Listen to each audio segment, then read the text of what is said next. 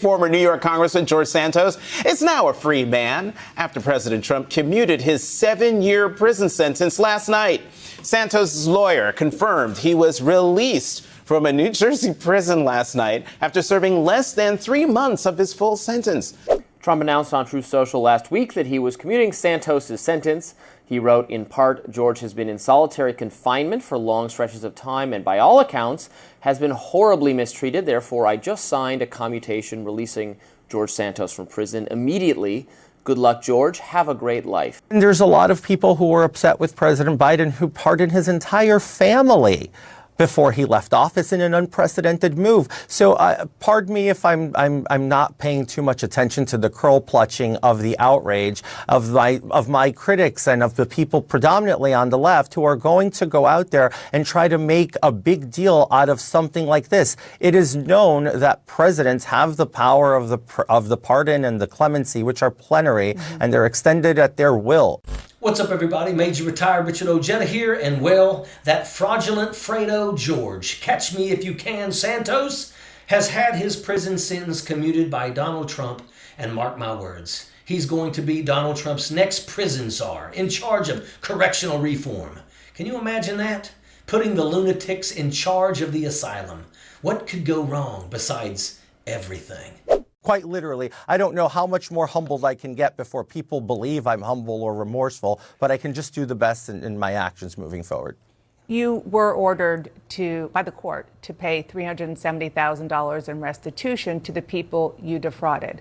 Will you still pay that back? The investment was made to win a race. I won that race. There was no fraud there. This is a case we argued with the prosecution, but they needed to inflate the numbers in order to make it a more appealing case for them in federal court, instead of just going after the mishandling of finances, which, by the way, most members of Congress currently who are still serving in both parties who ever have had issues with FEC filings, they pay fines. Nobody actually goes to prison. So it's inequitable in its nature. And fresh out of prison, no longer smelling like cheap hand lotion and toothpaste, but now like salvation, smiles, and prosperity gospel, George Santos strutted his way onto Fox News for the first stop of his comeback tour. Life is too short. I have been granted a second chance. I have made a very concise decision to apply that for good and use that to make amends. Curious George thought that he was walking into a friendly clubhouse in those phony leather shoes and that Georgie boy grin. He figured it'd be a soft landing after his little stay in the Gray Bar Hotel, a warm welcoming panel ready to help him launch his next big scam. But not this time. Nope, he got blindsided, and by Fox of all places. Why shouldn't you have served out your full term? Look, Charlie, I understand people want to make this into he's getting away with it. Right. I'm not getting away with it. I was the first person to ever go to federal prison for this type of civil FEC violation. These are usually solved in penalties. And I don't want to focus on trying to rehash the past. I want to take this experience and do good and move on with the future. Fox co-host Charlie Hurt hit him with a question he didn't see coming. You were convicted of identity theft and wire fraud. That'll get your attention real fast. Charlie didn't pull any punches, went straight for the jugular, calling out how Santos misused donor funds for personal reasons. And then came the question we all wanted asked. Why should you have served out your full term? Thank you, Charlie. Finally, somebody said it. But you know, this con artist has been rehearsing his lines for months inside that cell. He mapped out every lie, every excuse, every poor me defense, because that's what liars do. They don't reflect, they strategize. They don't feel remorse, they plot their next con. Well, you run the race. You were also a very staunch voter, always with President Donald Trump, and now you owe your freedom to President Donald Trump, and I know you're really grateful for the mercy that he showed. Absolutely. We look forward to seeing what you do with your second chance. Thank you. This guy has the gall to talk about being the first person ever sent to federal prison for a civil FEC violation. No, George, let's get one thing straight. You went to prison because you're a lying sack of shit who made a career out of deceit. You flushed your own reputation down the toilet, and your whole party couldn't wait to pull the handle. Even Kevin McCarthy wanted nothing to do with you. You were radioactive, toxic as it gets. People crossed the street when they saw you, like you were an abomination. Hell, they threw coffee on you in the streets, George. Nobody liked you. Nobody's happy that you're out. Nobody's celebrating. No. Get that through your nasty little numbskull. So this little post-prison glow-up you're having, that's just you, buddy. Nobody's sharing your delusion. And we sure as hell don't want to ever see you anywhere near the halls of Congress ever again.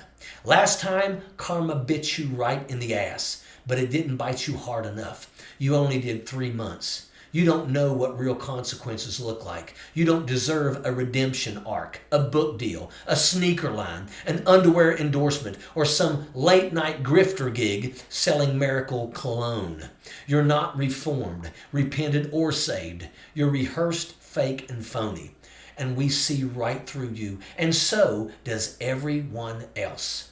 Let's call George Santos what he is: a narcissist, a pathological liar, a two-bit hustler with the Bible in one hand and a GoFundMe link in the other, a grifter, a snake oil salesman, a carnival barker with a fake resume and a glitter rosary. This guy could sell sand in the desert and then charge you a restocking fee for the bottle he scooped it into. George Santos is a walking Ponzi scheme in polyester. He's a drama queen who fakes humility, begging for validation of his own craziness. The man doesn't seek redemption, he seeks attention. He's not after forgiveness, he's after followers. Everything about him screams, look at me. Every lie, every poor me story, every teary confession. It's performance art for a crowd he thinks will clap. And make no mistake, this isn't some new chapter in American politics. It's the same old GOP cycle of narcissistic abuse. It's the rinse and repeat playbook that we've seen for years. Lie, get caught, well then play the victim, find Jesus, beg for donations, and then lie again. You can see it play out in the Republican agenda every single day. This constant loop of grift, gaslight, and God forgave me. It's the same song they play every time one of their golden boys gets busted. George Santos didn't walk out of prison a changed man. He walked out a rehearsed. He's not saved. He's staged. And if you listen closely, you can almost hear the next grift being born. Somewhere between praise Jesus and buy my book. Let's get one thing straight. George Santos is no victim. He's not some wrongfully accused man of faith. He's a two-bit grifter with a persecution complex and a microphone. He's out here spinning fairy tales about redemption while already plotting the next hustle. This isn't about forgiveness. It's about favoritism. It's about a corrupt movement that rewards loyalty over law, ego over ethics, and deceit over decency. Santos isn't walking free because of grace. He's walking free because corruption has a key. So no, he's not your comeback story. He's not a cautionary tale. He's a case study in how low the bar has fallen. And if George Santos is the poster boy for Trump's idea of second chances, then God help us all. Because the next con is already here. And that is an absolute fact. Sappers clear the way, airborne all the way.